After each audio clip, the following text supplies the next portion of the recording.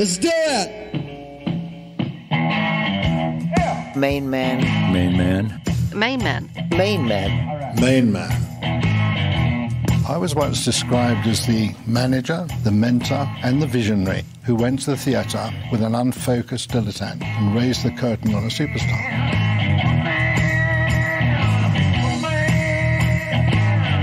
Hello and welcome. This is episode 26 in our series exploring the history of the management rights company MainMan, which was renowned in the 70s for transforming the business side of rock and roll. While allowing their MainMan acts to explore their creative freedom, the company pioneered promotion and marketing techniques that became synonymous with decadence, extravagances and indulgences that are now part of rock folklore. The challenge was we made a big deal about the retirement. Now, how do we unretire him? How does David Bowie come back? How do we frame that? And we blurted out in the middle of the meeting, Bowie on Broadway, which RCA loved that idea. MainMan worked with a diverse range of clients that included Lou Reed, Amanda Lear, John Mellencamp, Mick Ronson, Mott the Hoople, Dana Gillespie, Mick Ralphs, Iggy Pop, and David Bowie. I nearly started a riot with the Americans, and they said, "Oh, we can't show that. That's subversive, and that's we went through hell." So, like the Diamond Dogs thing, where they airbrushed the dick off. I mean, I was having more erasure problems. It followed me all through the 70s. In this episode, Tony Defries continues with his recollections of the MainMan projects that involved the immensely talented composer and conductor Michael Kamen, who was brought on board in 1974 as music director for the David Bowie Diamond Dogs tour. In the years following Diamond Dogs and his work with Bowie, Michael and I remained friends, and I would call on him when I needed some help with a new artist. For example, when I started working with Mellencamp, the first album we recorded was Chestnut Street, and on that album, Michael also came in and helped with orchestration and especially keyboards, and gave the ambience that was needed for some of the more interesting songs, which up until now haven't received a lot of attention, but hopefully we will get more attention from them going forward. Michael also brought on people like Dave Mansfield. David Mansfield was younger than all of us. He was literally a teenage prodigy. He'd started playing multiple instruments when he was still very young. He'd had bands, and he went on to play and compose some astonishing movie scores. For example, Heaven's Gate was one of his movies. He played steel guitar, mandolin, violin, and he became one of the people that we used quite often for the next round of MainMan artists.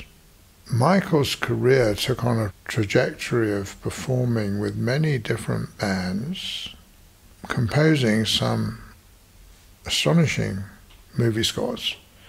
For example, he was the composer of the film music for the Die Hard movies, all of them, the Lethal Weapon movies, all of them, movies made by George Harrison through his Handmade Films business. George and Michael became very close in later years. We actually contemplated producing a series called Music on Earth and discussed it with George and Michael and some other people in the BBC, I think, environment, which would have been something like the David Attenborough series where he did Life on Earth. We were going to start doing something similar with different music from all the different countries and all the different environments and all the different groups and players on Earth. It was a very ambitious project which unfortunately never quite got off the ground, but in the interim, as I say, Michael went on and did work with Pink Floyd before and after the split up, which was quite interesting. Michael was probably the only musician who could get Dave Gilmour and Roger Waters to still talk to him, let alone work with him and make records with him after they'd broken up. Sometimes the music business works that way. I mean, Michael, for example, conducted Bono, who's not exactly the easiest person in the world to conduct, and Pavarotti singing together. The only time they did sing together, actually, and there was Michael waving the baton and keeping everybody literally on their toes and in order. Michael was very good at making sure everybody stayed on track with the performance and didn't get sidetracked into, let's say, other things. When the wall fell, it was Michael who conducted the performance of an enormous number of world-famous players and singers to celebrate the falling of the Berlin Wall. I took a young, new artist of mine out to visit him in California, and I was actually taking her around to different record companies in California. I'd taken her to see Jimmy Iovine and, of course, Dr. Dre, who was his partner in Interscope. I'd taken her to see Michael Austin, who was taking over Warner's from his dad. And this girl, whose name was Susie Thomas, was someone that I thought had a big future. So I took her off to see Michael at Dave Stewart's house, because Michael was using Dave Stewart's house as a California residence. And at the same time, I actually took her to see Bob Clearmountain, who'd become a very successful producer in the interim.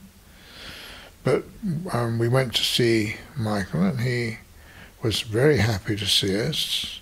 Immediately started making marvelously elaborate cappuccinos. This was the sort of thing Michael did. If you arrived, he'd make you a cappuccino with all the trimmings, every possible topping required. Meanwhile, he was about 3 weeks late on delivering the first X-Men movie score, which he had about half a dozen people working on different bits of the score with, of course, computer assistants. And meanwhile, the movie's producers were getting very agitated, and some of Michael's staff were getting a little agitated themselves, like, shouldn't we be going to the studio to talk about the score? And Michael was saying, no, let me just do this. And Dave Stewart had a very nice studio that he'd built on the grounds of this house in Encino. So off we went, and Michael listened to Susie play, and then they played some things together. Then when he was happy that he'd fully accomplished the task of helping out with Susie, he said, okay, now we can go to the studio and talk to those folks about their movie. Michael was always willing to help. Then later on, he actually made a demo of 3 of Susie's songs, which, well, I actually, Free Myself is probably the lead song, but I'm also very fond of It Isn't Much. And I got Bob Clearmountain, who I'd also taken her to see when I was in LA, to do the mixing for us. We didn't end up doing a record deal for her, but she has since gone on making records, and ultimately she's got her first movie recording, The Lady from the Sea. So it's quite nice to see she's not a young artist anymore, but it's nice to see that young artists can keep on moving along and eventually get recognised and get a following. So these crossovers can actually make a huge difference to an artist's career. In Michael's case, when he was working with me in the 70s, I think even during the Diamond Dogs era, because we ended up on the road and different places at different times, he played me a song that he'd written for the Rock and Roll Ensemble. They'd never recorded it because he'd never managed to finish it or get the lyrics that he wanted for it to work properly. It was a very, very nice melody. And much later on, when he was asked to do the music for Robin Hood, he took that same melody and he wrote a song for it with Mutt Lange and Bryan Adams. And together they came up with everything I do it for you, which was an enormously successful song. And this is what Michael was able to do. He was able to keep things moving along, share things with people, cooperate with people, and manage to make things work. And not everyone can do that. It's a very difficult trick, if you like, to pull off, where, just for example, on the Queen's birthday party that Michael was asked to do, there were many, many musicians involved, and one of them, of course, was Eric Clapton, and Michael and Eric had worked together over a long period of time.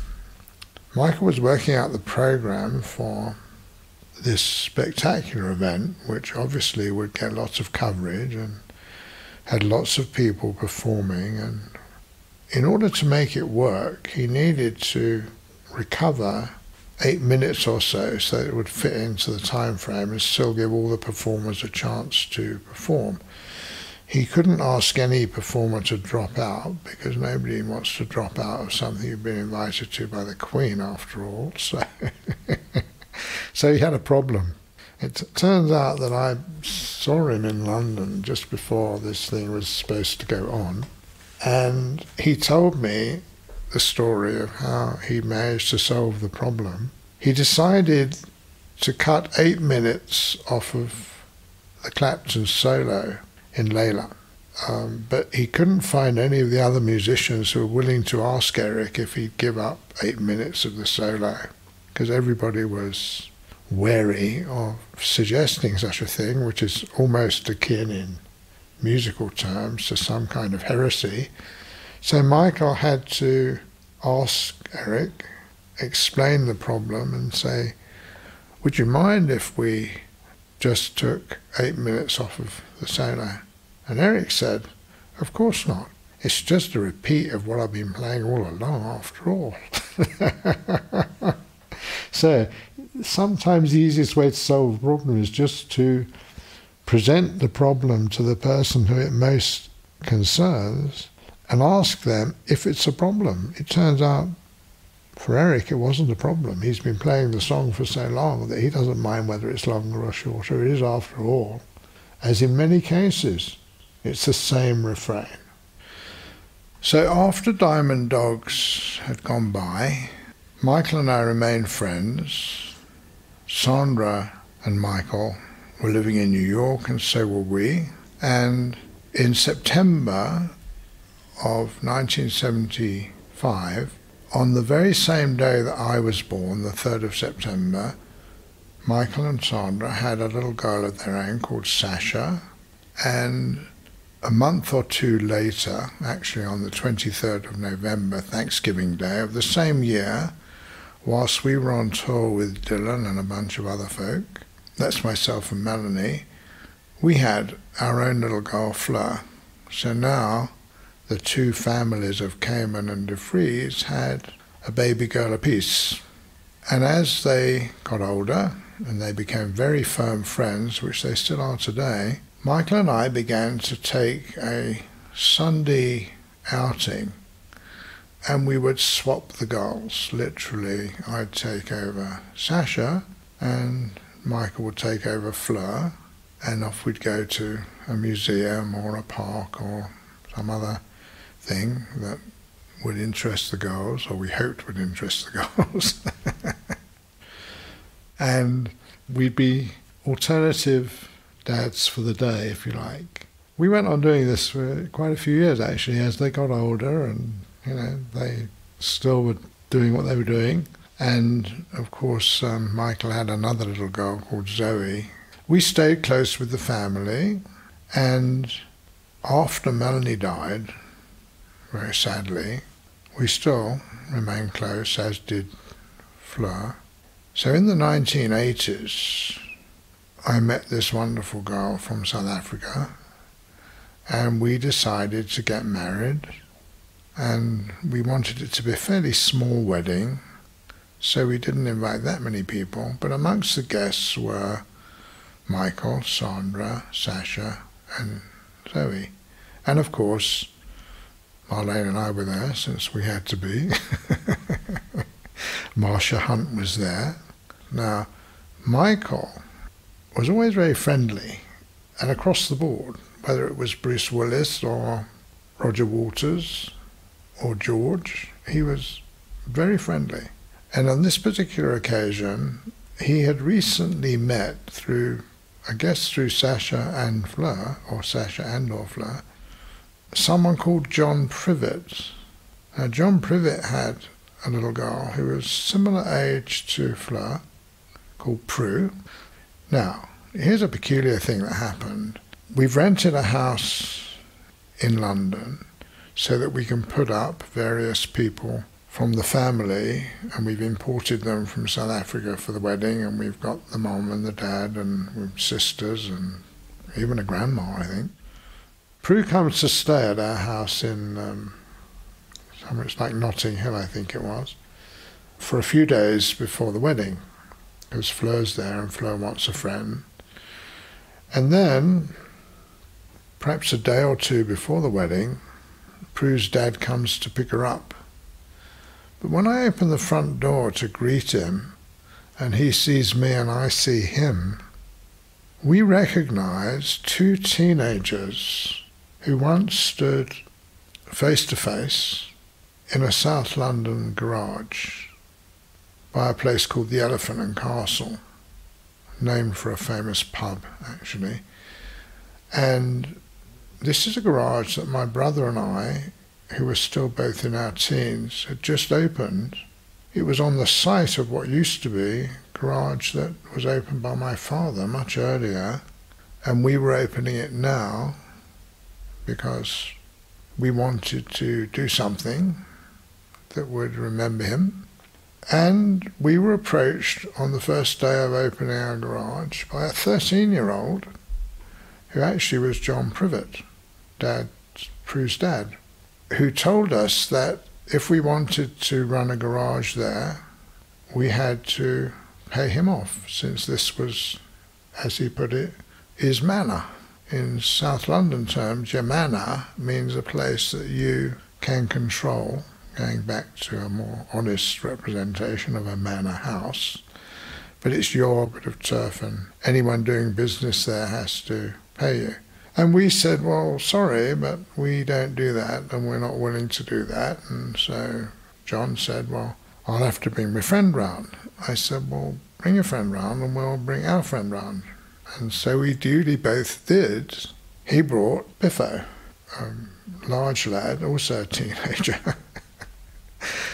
well known for biffing people, hence his name. Now, his real name was John Bindon, and he has a long and colourful history which will have to be told in another story.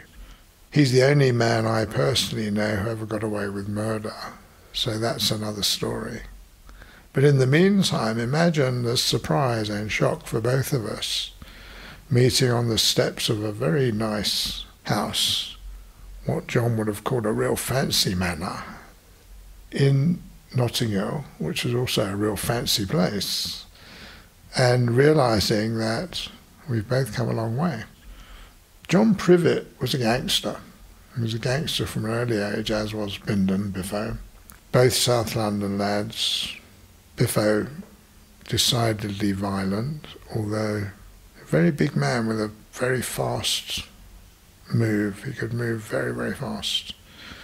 And quick-tempered, but at the same time could be very, very kind and gentle.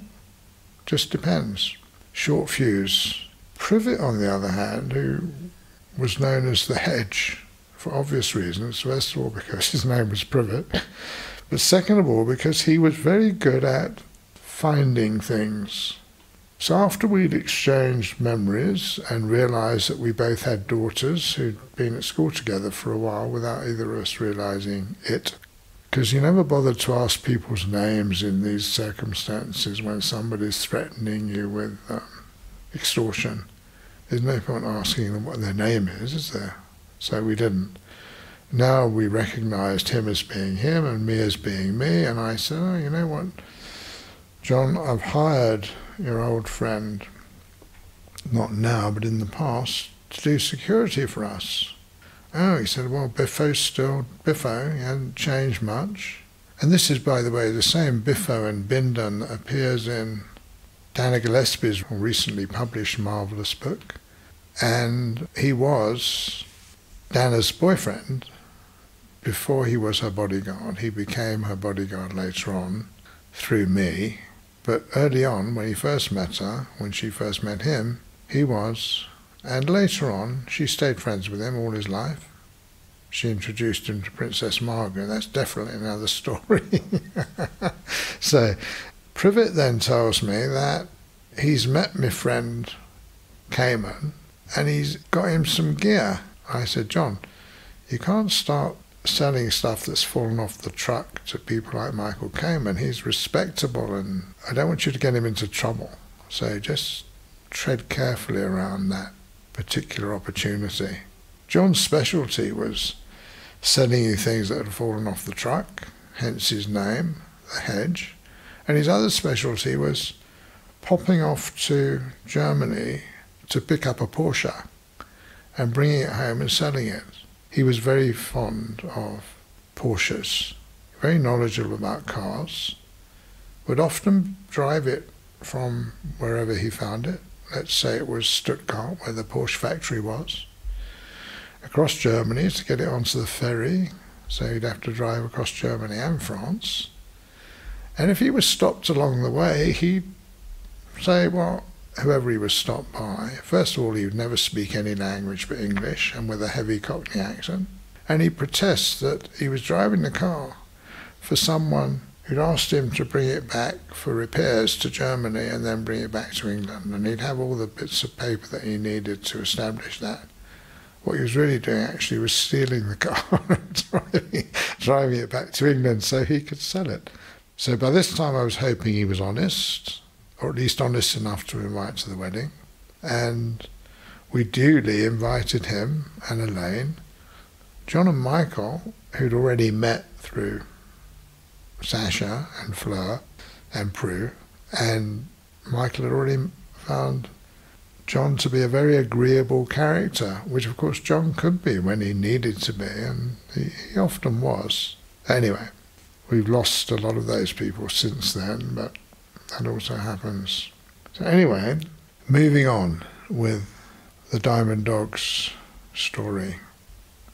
We mentioned that we had made an album of one of those performances. In fact, it was made over a period of performances, a number of performances, that is, and that Michael was instrumental, as was Tony Visconti, in making it a viable live album and keeping a record effectively of the Diamond Dogs tour. Once that tour finished in California, a new set was created of a much simpler sort for essentially a different show. And the remainder of David's performances through 74, 75 mostly took place with a much simpler staged set. So people who didn't get to see that Diamond Dogs performance, it was never performed again with that set and all of those effects, can look for it in a film that was made by Alan Yantob at the BBC. It's called Cracked Actor. If you can find it, it's a good way to watch a spectacular event unfold and various other elements of David's activities during the time, and possibly catch a glimpse of what became the next tour. When that Diamond Dogs tour morphed into the Soul Tour, why did Michael Kamen stop touring with the MainMan team?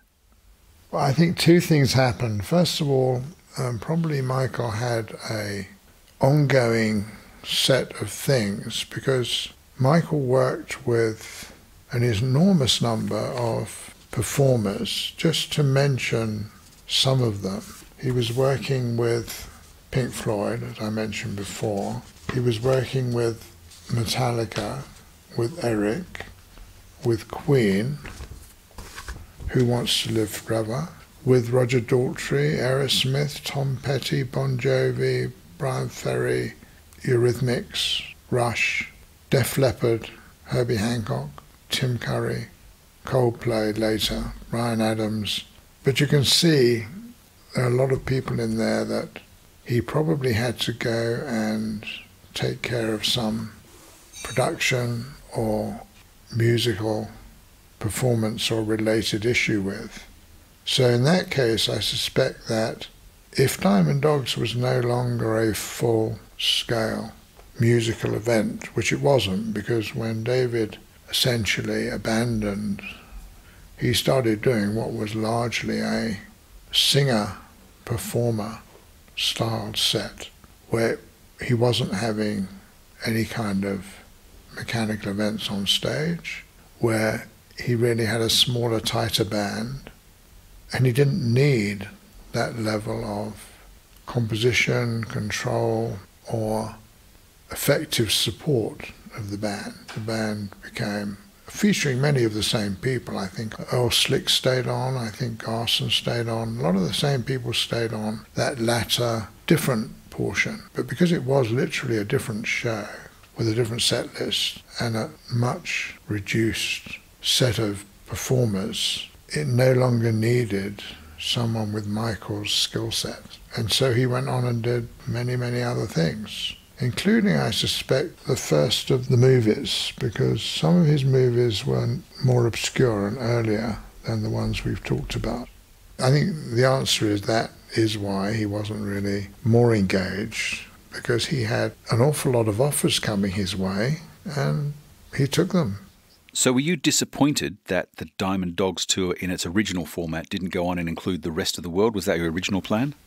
I would have preferred it to go on, frankly, and to become even a more larger or denser, maybe to start doing runs. It didn't need to have David at the centre of it, you see. It could have been done with characters. It could have become, in effect, freestanding without David, with other people.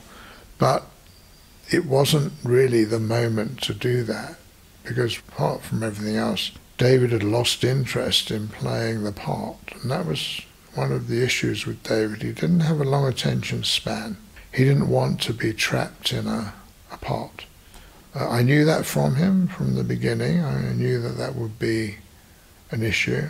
It's like having a super bright child who doesn't want to stick at one subject but wants to do multiple subjects. David had that I need to be me again thing.